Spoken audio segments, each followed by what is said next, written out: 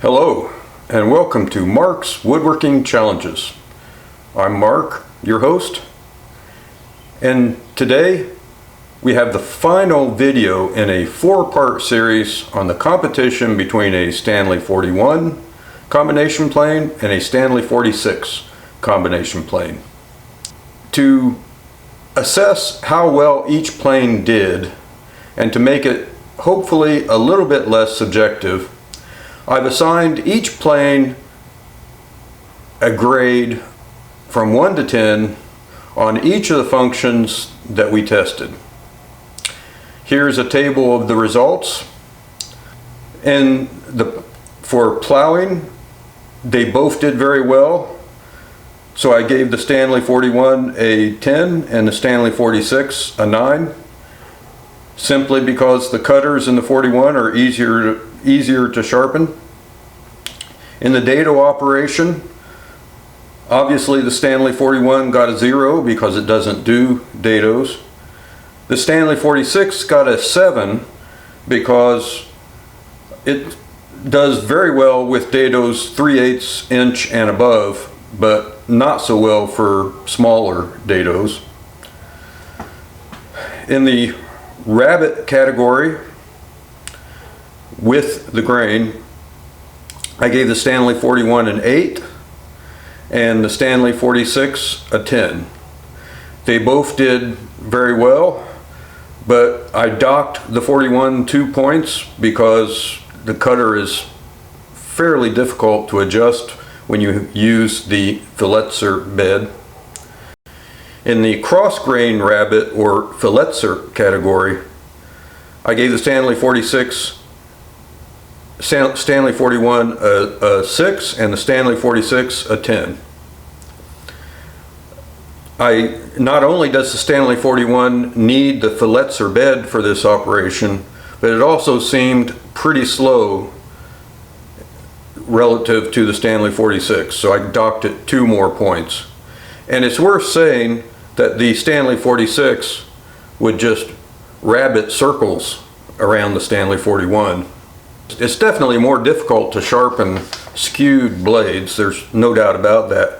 But for any rabbet operation, you really only need the one cutter that is dedicated to that operation. So you could at least focus on keeping that one cutter sharp and do a lot of operations with it.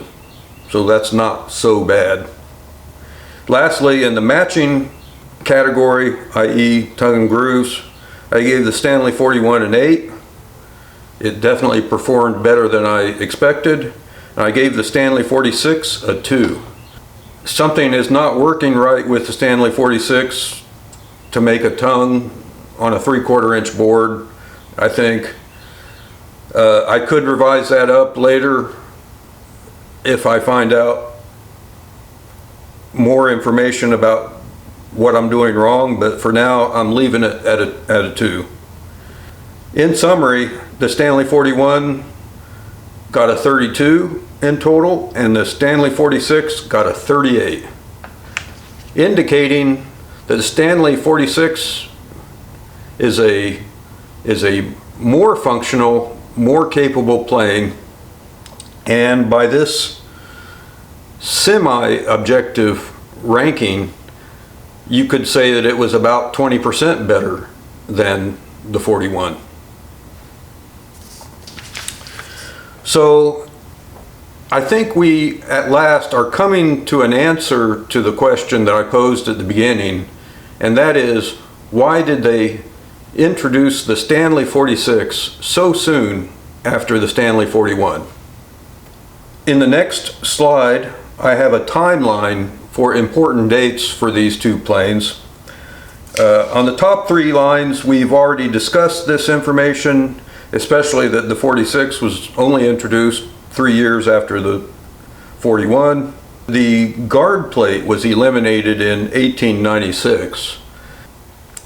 But more important than the fact that the guard plate was eliminated and the plane did a major redesign is that the Stanley 41 was discontinued in 1897 or 36 years after it was introduced, while the Stanley 46 was discontinued in 1942, or if I'm counting here right, 68 years after it was introduced.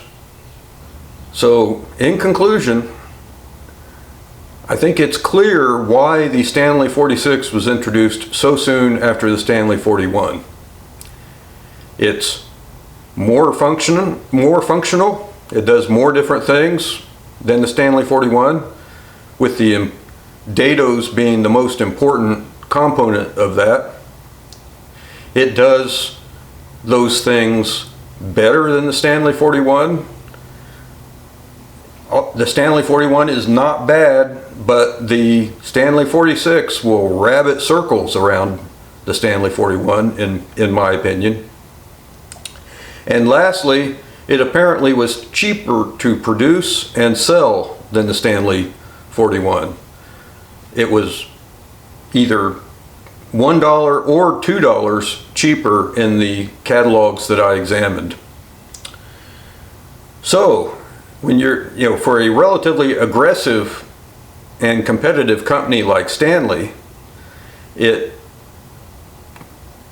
makes sense that when they had a superior product that they would rush it to the marketplace as soon as possible. Lastly, I want to make a couple of editorial comments. One is that, as far as I can tell, none of the available literature on the Stanley 46 mentions the reversible nature of the guard plate. The only thing in print that I could find was the original patent.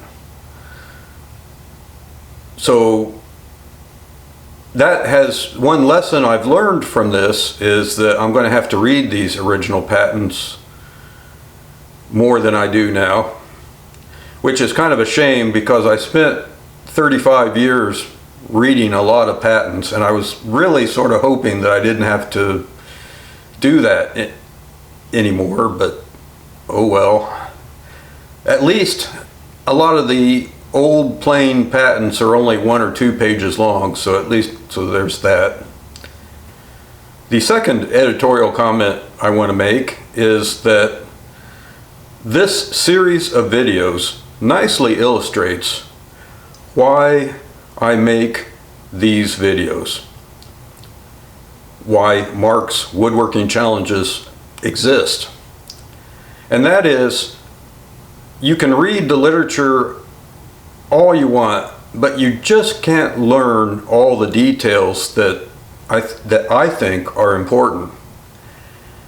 And secondly, you just can't, there's just no way to know how well a hand plane works by reading a book.